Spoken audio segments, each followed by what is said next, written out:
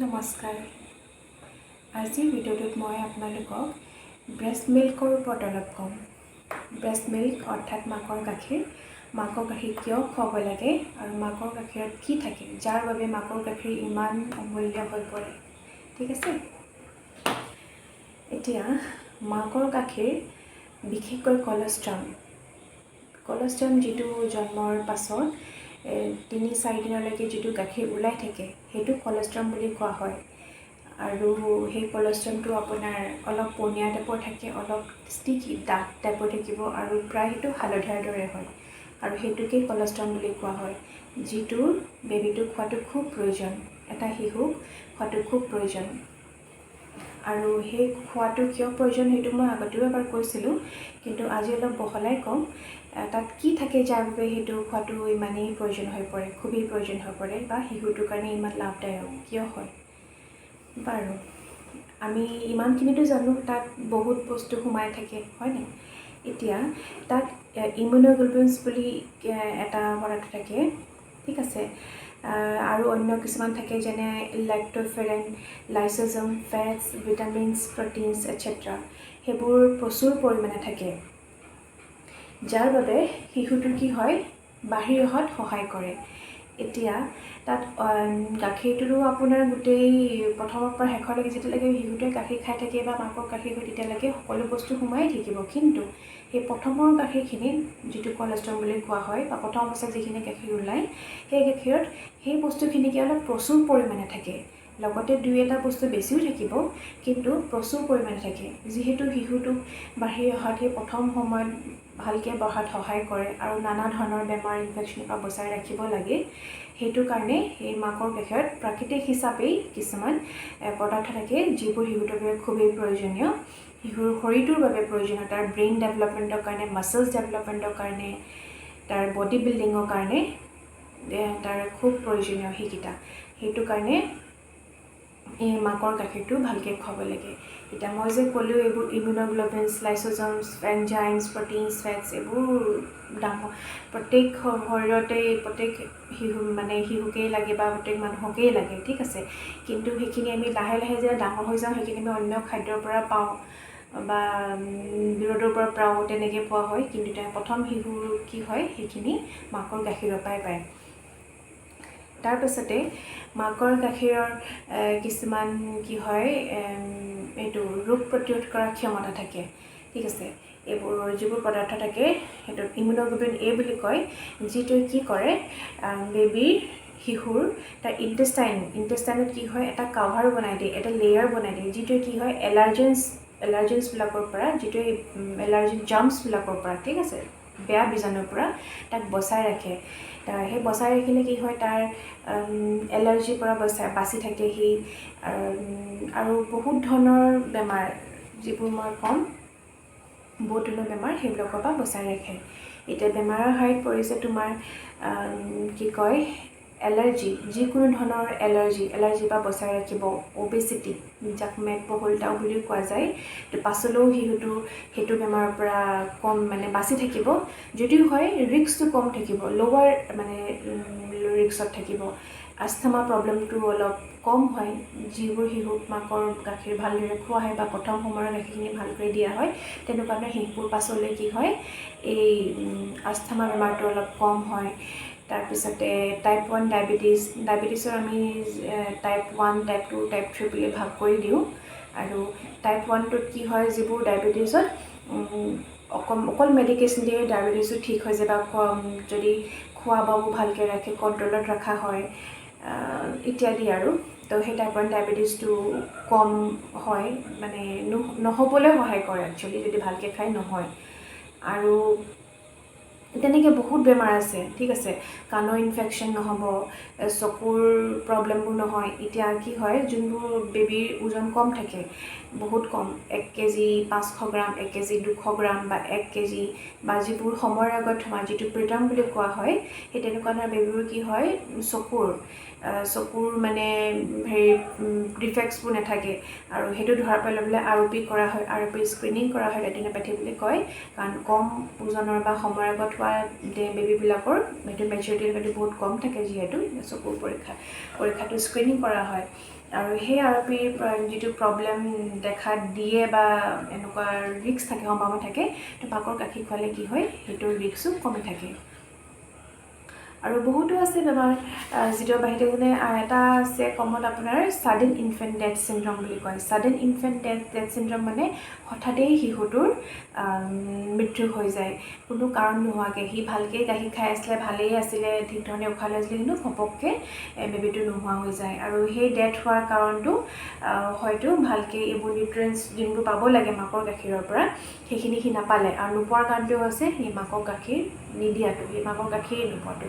হয়তো মাকে ভালকৈ দিয়া নাছিলে, আৰু নহ'লে হয়তো শিশুটোও ভালকৈ ল'ব পৰা নাছিলে। তেনেকুৱা আৰু কি হয়, আপোনাৰ ডায়েৰিয়া কম হ'ব বা কনষ্টিপেশ্যন কম হ'ব। ডায়েৰিয়াতে যেতিয়া বেছিকৈ পায়খানা কৰাটো, পানী টাইপৰ পায়খানা কৰাটো ডায়েৰিয়া বুলি কোৱা হয়। জোখতকৈ বেছি কৰিলে মানে যিটো এবনৰ্মেল নাম্বাৰ অফ মানে পায়খানা কৰা। আৰু কনষ্টিপেশ্যন যিটো একেবাৰে পায়খানা নকৰে, বহুত দিনলৈকে নহয়। যিহেতু গাখীৰত কিছুমান লেক্সেটিভ প্ৰপাৰ্টি থাকে, মাকৰ গাখীৰত লেক্সেটিভ প্ৰপাৰ্টি মানে যিটো কি হয়, সেইটো খোৱাৰ লগে লগে পায়খানাটো ভালকৈ হ'বলৈ, কোমল হৈ যাবলৈ সহায় কৰে, পায়খানাত অসুবিধা নহ'বলৈ সেই লেক্সেটিভ প্ৰপাৰ্টিটো থাকে। এতিয়া আমি যেনেকৈ ডাঙৰ মানুহবিলাকে থকা বস্তু খাব লাগে বুলি কয় শৌচ খোলোচা হ'বলৈ, ঠিক শিশুৰ বাবেও এই শৌচ খোলোচা হ'বলৈ মাকৰ গাখীৰেই উত্তম। মাকৰ গাখীৰ ভালকৈ খোৱালে শৌচ খোলোচা হয়, লেক্সেটিভ প্ৰপাৰ্টি কিছুমান থাকে।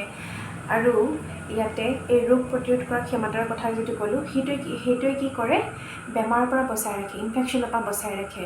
এতিয়া সৰু শিশু যিহেতু প্ৰথম সি ইমান মেচিয়ৰ নাথাকে, এতিয়া বাহিৰৰ পৰা বীজাণুবোৰ আহি তাক এটেক কৰিব, বেক্টেৰিয়া হওক, ভাইৰাছ হওক, বেলেগ বেলেগ ধৰণে ধূলিও তাক এলাৰ্জি কৰিব পাৰে বা বেমাৰ কৰিব পাৰে, ৰোগ কৰিব পাৰে তাৰ। তো সেইখিনিৰ পৰা, এলাৰ্জিৰ পৰা, ইনফেকশ্যনৰ পৰা, বেমাৰৰ পৰা কি হয়, এই মাকৰ গাখীৰ যদি ভালকৈ খুৱাই থাকে, তেতিয়া সেইখিনিৰ পৰা সি বাচি থাকে বা কম ৰিস্কত থাকে, খুব কম হয় তেনেকুৱা ধৰণৰ ভালকৈ গাখীৰ খোৱালে। তাৰপিছতে আৰু এতিয়া মাকৰ গাখীৰ ভালকৈ খোৱালে কি হয়, আপোনাৰ শিশুবিলাকৰ প্ৰথম তেজত ভিটামিন কে নাথাকে, ঠিক আছে। সেই ভিটামিন কে নথকাৰ কাৰণে শিশুবিলাকক জন্মৰ পাছতে ভিটামিন কে ইনজেক্ট কৰি দিয়া হয়, মানে বেজি দিয়া হয়। এতিয়া সেই ভিটামিন কেটো মাকৰ গাখীৰত থাকে, সেই প্ৰথম গাখীৰখিনিত যিটো কলেষ্ট্ৰম বুলি কৈছোঁ, সেই কলেষ্ট্ৰমত থাকে ভিটামিন কে। এতিয়া চাওকচোন কিমানকেইটা বস্তু সোমাই আছে মাকৰ গাখীৰত, হয়নে, যিটোৱে শিশুটোক বচাই ৰাখে বা শিশুটোৰ বাবে ভাল। তেতিয়াহ'লে আমি শিশুটোক নিজৰ গাখীৰ নোখোৱাই বা মাকৰ গাখীৰ নোখোৱাই আমি পেকেট গাখীৰ দিয়াটো কিয় ইমান মানে প্ৰিফাৰ কৰোঁ। আজিকালি প্ৰায় দেখিব পোৱা যায় শিশুৰ মাতৃয়ে বা মানে পৰিয়ালৰ অন্য সদস্যই কি কৰে, গাখীৰ খাব পৰা নাই বা মাকৰ গাখীৰ নাই ওলোৱা বুলি কৈ মেলি সদায় পেকেট গাখীৰটোৱে বিচাৰি আহে। কিন্তু পেকেট গাখীৰ খোৱাটো কিমান ভাল সেইটো আপোনালোকে জানে, ভাল নহয়, কিন্তু হ'লেও সুবিধা হয় বুলি খাবলৈ আহে। এতিয়া মাকৰ গাখীৰ যদি এবাৰ খুৱায়, সেইটোৱে সি লং টাৰ্ম বেনিফিট আছে শিশুটোৰ বাবে, মাকৰ কাৰণেও মানে এডভান্টেজ আছে, ন' ডাউট। কিন্তু শিশুটোৰ বাবে লং টাৰ্ম, দীঘলীয়াৰ সময়লৈকে সি পাছলৈকেও মাকৰ গাখীৰ যদি ভালকৈ খুৱায়, তাৰ বহুত মানে উপকাৰিতা আছে। শিশুটোৰ বাবে ভাল, সি ভালকৈ ডাঙৰ হ'ব, ভালকৈ তাৰ গ্ৰ'থ এণ্ড ডেভেলপমেণ্ট হ'ব, সি ভালকৈ বাঢ়িব, তাৰ চকুৰেই হওক বা তাৰ হাড়বোৰেই হওক, ঠিক আছে, তাৰ গঠনেই হওক, তাৰ মগজেই হওক, বহুত ধৰণৰ বেমাৰৰ কাৰণে মাকৰ গাখীৰটোৱে সহায় কৰে। মাকৰ গাখীৰটো খুবেই ভাল বেবীৰ কাৰণে, উত্তম আহাৰ। সেইটো কাৰণে প্ৰথম মানে মাকৰ গাখীৰলৈ কি হয়, পনীয়া সোণ বুলি কোৱা হয় কলেষ্ট্ৰমটো। এতিয়া মই হ'ল গোটেই গাখীৰটোৰ বিষয়ে কথাই কৈছোঁ, মাকৰ গাখীৰটো কিমান ভাল, কিন্তু বিশেষকৈ কলেষ্ট্ৰমটোৰ বিষয়ে মই ক'লোঁ। এতিয়া কলেষ্ট্ৰমটোত কি থাকে, পাছলৈ যিখিনি সেইখিনি থাকিব, নহ'লে প্ৰচুৰ পৰিমাণে থাকে, অলপ বেছিকৈ থাকিব। কাৰণ সেই প্ৰথম অৱস্থাত শিশুটোক সেইখিনি বস্তু অলপ বেছি পৰিমাণত প্ৰয়োজন হয়, শিশুৰ শৰীৰত প্ৰয়োজন হয়, সেইবাবে সেইটো প্ৰচুৰ পৰিমাণে থাকে, অলপ বেছি থাকে। আৰু সেইকাৰণে সেই প্ৰথম দিনৰ তুলোৱা বা প্ৰথম অৱস্থাত লোৱা গাখীৰটো শিশুৰ ভালকৈ খুৱাব লাগে, ভালকৈ মানে সময়মতে খুৱাব লাগে। বা গাখীৰ খোৱাৰ নিয়মটো যিহেতু মই কৈছোঁৱেই, 10 মিনিট, 15 মিনিট, 20 মিনিট এটা স্তন খালী হোৱাৰ পাছত আকৌ আনটো স্তন লৈ তেনেকৈ। আৰু সেই গাখীৰ অলপ অলপে ওলায়, সেইটো কাৰণে সেইটো চিন্তা নকৰি, ভয় নকৰি তেনেকৈ দিব লাগে।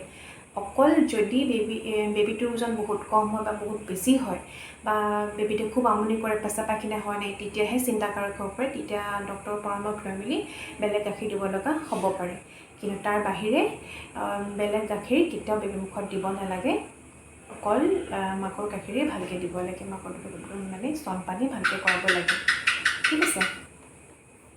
এতিয়া মাকৰ গাখীৰৰ বিষয়ে মই ভালকৈ বুজাই দিলোঁ আৰু মাকৰ গাখীৰ কি থাকে সেইটো কথাও কৈ দিছোঁ। এতিয়া যদি ভালকৈ গাখীৰ খুৱায় তাৰ অসুখবোৰো কম হ'ব আৰু তেনেকৈ কি হয় শিশুটোৰ হস্পিটেললৈ কম লৈ যাব লাগিব, তেনেকৈ পইচা খৰচো কম হ'ব, মাক দেউতাকৰ চিন্তাও কমি থাকিব, শিশুটোৰ স্বাস্থ্যও ভালে থাকিব, মাক দেউতাকৰো মনবোৰ ভাল হৈ থাকিব, নহয় জানো? তাৰপিছতে আৰু এতিয়া গাখীৰটোৰ বিষয়টো ক'লোঁ, বেবীটোৰ কাৰণেতো বহুতেই ভাল, এইবোৰ মইতো কৈছোঁৱেই তাৰ স্বাস্থ্যৰ কাৰণে ভাল, কিন্তু গাখীৰ ভালকৈ খোৱালে মাকৰ কাৰণেও ভাল। এতিয়া যদি স্তনপান বা ব্ৰেষ্ট ফিডিং ভালকৈ যদি কৰা হয়, মাকৰ কাৰণে লাভ কি হয়, মাকৰ গাখীৰটো যোনটো জমি যায় সেইটো কমি যায় বা বেলেঞ্চ হৈ থাকে, ঠিক আছে। বহুত হৈ গ'লে কি হ'ব, টান হৈ যায়, কঠোৰ হৈ যায়, মাকৰ বিষ হয় বা জ্বৰ হয় নাই? তো সেইটো নহ'বলৈ যদি গাখীৰ নিয়মিতভাৱে খুৱাই থাকে, সময়মতে খুৱাই থাকে, তেতিয়াহ'লে সেই সমস্যাখিনি মাকে সন্মুখীন কৰিব লগা নহয়। সেইটো প্ৰথম হ'ল। দ্বিতীয়তে হৈছে মাকে যেতিয়া গাখীৰ স্তনপান কৰাই থাকে শিশুটো, মাকৰ জৰায়ুটোত য'ত বেবীটো সোমাই আছিলে সেইটো ওলাই অহাৰ পাছত সেইটো এটা বলৰ দৰে হৈ থাকে। মাতৃ আপোনালোকে এইটো অনুভৱ কৰিব পাৰিছে নিশ্চয়, এইটো বলৰ দৰে হৈ থাকে, সেইটো অলপ এনেকৈ খুব টানি ধৰে, সেইটো বিষাই থাকে আৰু সেইটো সেই আগৰ দৰে আহিবলৈ, আগৰ জৰায়ুৰ দৰে হৈ থাকিবলৈ সময় লাগে। সেইটো যিটো নৰ্মেলি 2-3 মাহৰ সময় লাগে, সেই বস্তুটো আপুনি যদি গাখীৰ যদি সময়মতে খুৱাই থাকে, খুব এক্সক্লুচিভ ব্ৰেষ্ট ফিডিং কৰাই থাকে, স্তনপান কৰাই থাকে, তেতিয়া সেইটো কৰিলে খুব সোনকালে সেইটো আগৰ দৰে হৈ যাব, ঠিক আছে। সেইটো শুকোৱাটো সহায় কৰে, যিহেতু ফাটি চিটি ওলাই যায়, তেজ ওলাই, সেইটো হয়নে, সেইটো সোনকালে ৰিকভাৰী হ'ব। আৰু তৃতীয়তে হৈছে আৰু স্তনপান ভালকৈ কৰাই থাকিলে কি হ'ব, এটা নেচাৰেল আপোনাৰ কণ্ট্ৰাচেপ্টিভ ডিভাইচ হিচাপে কাম কৰিব। কণ্ট্ৰাচেপ্টিভ মানে অৰ্থাৎ আপোনাৰ স্পেচিঙত সহায় কৰিব, ঠিক আছে। স্পেচিং মানে আপোনাৰ আকৌ এবাৰ কনচিভ কৰিবলৈ, আকৌ এটা বাচ্ছা নহ'বলৈ মানে সেইখিনি সময় কৰিব, যিহেতু গাখীৰ ভালকৈ খুৱাই থাকে, আপোনাৰ হৰম'নছৰ এইবোৰ ইফেক্টছ হয়, ঠিক আছে। তো সেইটো কাৰণে আপোনাৰ কি হ'ব, আপুনি স্পেচিং কৰিব পাৰিব, নেচাৰেল কণ্ট্ৰাচেপ্টিভ, আপুনি আকৌ দৰৱ নেখালেও হ'ব। তাৰপিছত এইটো শিশুৰ পাছত আন এটা শিশুৰ মাজত যদি আকৌ যদি বিচাৰে গেপ আনিবলৈ হ'লে মানে সেইটো কাৰণে মাকৰ দুগ্ধপানটোৱে কি কৰে, নেচাৰেল কণ্ট্ৰাচেপ্টিভ হিচাপেও কাম কৰে। তাৰপৰা আৰু এটা হয়, এইটো গাখীৰ ভালকৈ খোৱালে কি হয়, মাকৰ মনবোৰো ভালে থাকে, মুকলি হৈ থাকে, শিশুটোও ভালে থাকে। কাৰণ চব শিশুটোৰ মুখত গাখীৰ দিয়াৰ লগে লগে শিশুটোৰ মনটো ভাল লাগি যায়, সি নিজেই খেলিবলৈ লয়, গাখীৰ হাঁহিবলৈ লয় বা কুলকুলাবলৈ ল'ব, তাৰ মনটো ভাল লাগি যায়। এতিয়া ঠিক সেইদৰে মাকে যেতিয়া গাখীৰ খোৱা হয়, শিশুটোৱে ভালকৈ খোৱা দেখিব, মাকৰ মনটো প্ৰফুল্লিত হৈ থাকে। গাখীৰৰ বিষয়ে ইমানেই ক'ব লগা আছিলে আৰু বহলাই নকওঁ, কিয়নো জানিব লগা এইখিনিয়ে হয়। তাত কি থাকে মই কৈ দিলোঁ, খোৱালে কি বেমাৰৰ পৰা বাচি থাকিব পাৰে আৰু নানা ধৰণৰ বেমাৰ বাচি থাকিব পাৰে, কিন্তু এইকেইটাকে মই কেইটামান উদাহৰণ দি দিছোঁ। আৰু গাখীৰ খোৱালে শিশুৰ বাবে কি ভাল হয় বা মাকৰ কাৰণে কি ভাল হয়, বেনিফিটছকেইটা মই কৈ দিছোঁ।